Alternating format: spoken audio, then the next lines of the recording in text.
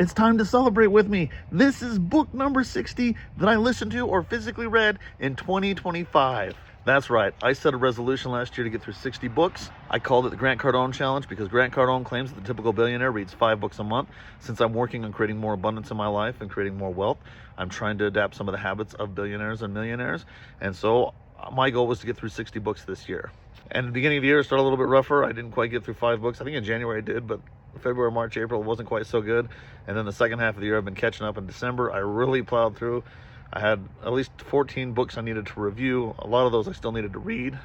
And here it is, book number 60. Shout out and thank you to Grant Cardone for telling me to do this. I believe the first book I read this year, at least one of the first books I read this year, was The Millionaire Booklet.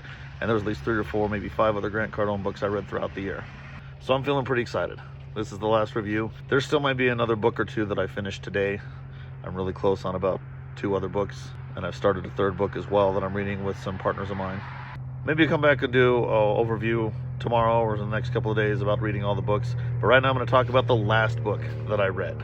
I Am Mine by Eddie Veder. This wasn't actually a book. It was just an audible presentation, an interview with Eddie Veder. It was a lot of fun. It was a quick listen to. I grew up loving Eddie Veder, loving Pearl Jam especially. My high school wrestling team, my freshman year, we had a banner that we hung up with the stick figure drawing of Eddie Vedder. And on it said, "Win this one for Eddie."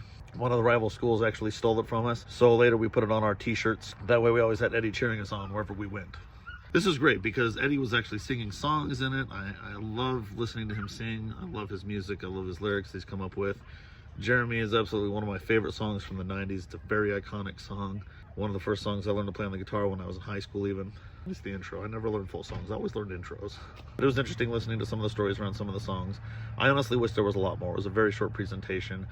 I would love even just a biography on Eddie Vedder as well, learn more about his life and his upbringing, what he went through, coming through Seattle and different things like that. It's interesting. People who ever hit that status, they hit this point in their life where it's just time, they know they should give up, and for some reason they keep going forward.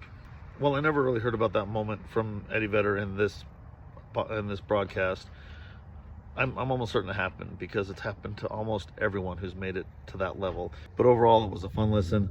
Go check it out. I Am Mine by Eddie Vedder.